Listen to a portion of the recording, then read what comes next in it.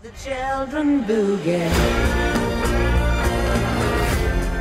Salut les Topiens, je suis super content de vous retrouver pour une vidéo que je ne pensais pas faire de sitôt. On a enfin, depuis aujourd'hui, de nouvelles images du projet Lightyear, qui est un film qui sera inspiré de l'univers du personnage de Buzz l'éclair, apparu dans les films Toy Story qui ont lancé le studio Pixar. Je voulais absolument vous en parler parce que Toy Story, c'est clairement mes Pixar préférés, notamment Toy Story 2 qui est très inspiré de l'univers de la science-fiction, qui fait beaucoup de références à l'univers de Star Wars. Pixar est une ancienne filiale de Lucasfilm sans Star Wars, il n'y aurait pas pu avoir l'essor de Pixar tel qu'on l'a connu aujourd'hui. Lightyear, ça va raconter l'histoire d'un vrai Buzz l'éclair, c'est-à-dire d'un astronaute. Le synopsis n'est pas encore très clair, mais il semblerait que cet astronaute il va vivre une expérience à travers la galaxie, mais qui va aussi vivre une expérience à travers le temps, puisqu'il va traverser le temps. Beaucoup de références à l'univers Star Wars, mais aussi à l'univers de la conquête spatiale, puisque Buzz l'éclair est lui-même un personnage inspiré de la réalité. Buzz l'éclair, c'est clairement une parodie de Buzz Aldrin, qui est le deuxième homme à avoir marché sur la Lune. Et donc dans Toy Story, il y avait plein de références à la conquête spatiale, à la science-fiction. Et ce film sera donc un hommage à cet univers. Et je vous propose qu'on la découvre ensemble, et avec le son cette fois-ci, parce que tout à l'heure, j'ai pas pu mettre le son. Je ferai une pause ensuite pour noter toutes les références et noter aussi mes théories. C'est parti! Ah, déjà. Cabin pressurization is underway as we prepare for ignition.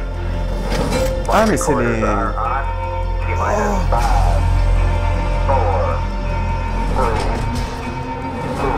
Putain, le vaisseau, il est magnifique.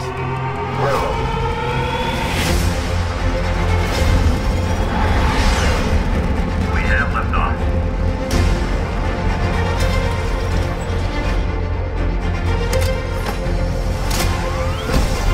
Là, il est jeune en fait. Le vaisseau est d'une beauté incroyable. J'adore le design du vaisseau. There's a star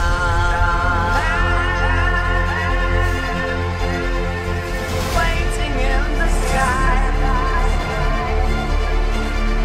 He'd like to come and meet us, but he thinks he'd blow our minds. There's a star waiting in the sky. Mais c'est le...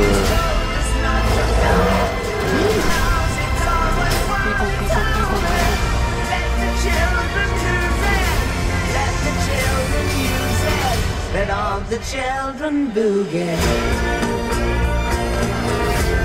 Oh là là, j'ai tellement hâte. To infinity And beyond.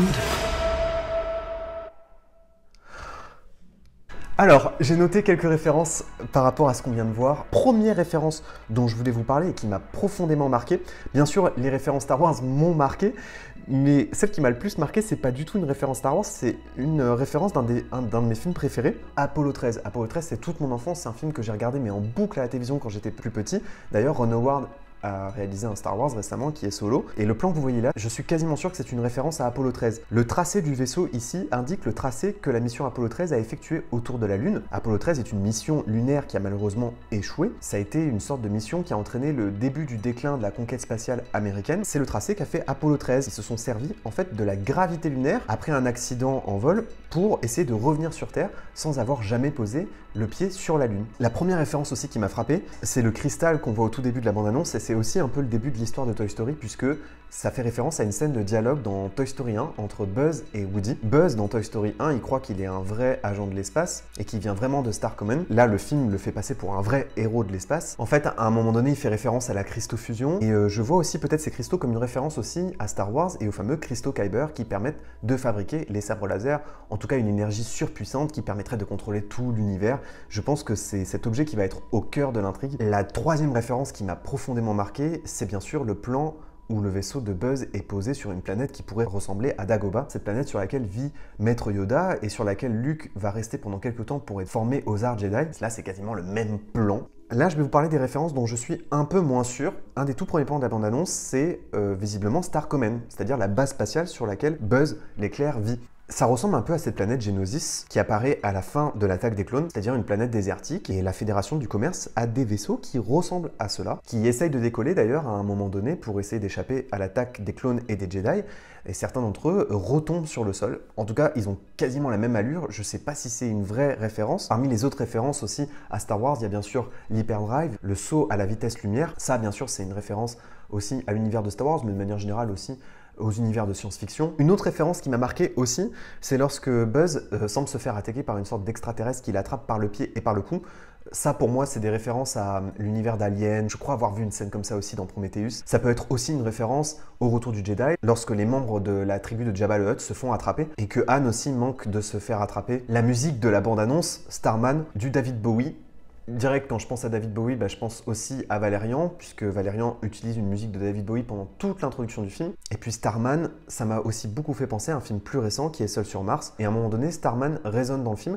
Et d'ailleurs, j'ai trouvé que dans les couleurs, ça ressemblait beaucoup à l'environnement et aux couleurs de Seul sur Mars. Une autre référence dont je suis absolument pas sûr, mais pourtant elle m'a frappé. J'ai l'impression que le chat qu'on voit apparaître à la fin de la bande-annonce est potentiellement le chat de Captain Marvel. Je sais pas ce que vous en pensez, mais on dirait le même chat. Peut-être qu'il y aura d'autres références d'ailleurs à Marvel, puisque c'est Chris Evans, l'interprète de Captain America, qui ici doublera le personnage Buzz l'éclair. En France, on ne sait pas encore qui le fera. Beaucoup espèrent que ce sera Richard Darbois. J'ai peur que malheureusement ce soit pas le cas. Le choix ici, c'est d'interpréter un vrai Buzz l'éclair, plus jeune d'ailleurs. Une autre référence aussi qui m'a frappé, mais là plutôt à mon avis issu de l'univers Pixar. Il y a un petit robot, comme souvent dans ces films de science-fiction, il y a des robots qui accompagnent les personnages, il y en a dans Interstellar, il y en a dans les Star Wars, et là j'ai l'impression d'avoir vu une sorte de Wall-E. On dirait Wall-E sous une autre forme, il a presque son apparence, son regard, il n'a pas bien sûr exactement le même design, et en plus comme il y avait cette couleur orange et blanche sur lui, eh bien j'ai trouvé aussi que c'était peut-être une référence à BB-8. Il faudrait que je vois plus d'extraits avec ce personnage pour comprendre de qui il est véritablement inspiré. Dans les Pixar, il y a tellement de références, mais là j'ai l'impression qu'elles me parlent beaucoup plus que d'habitude parce que c'est un genre que j'apprécie un peu plus et j'ai tellement hâte de découvrir ce film et j'ai tellement hâte de vous en reparler sur la chaîne. N'hésitez pas à partager en commentaire vos références, c'est-à-dire celles que je n'aurais pas forcément vues dans cette bande-annonce. Et d'ici 2022, n'oubliez pas que vos rêves sont éternels. Bye les Topiens!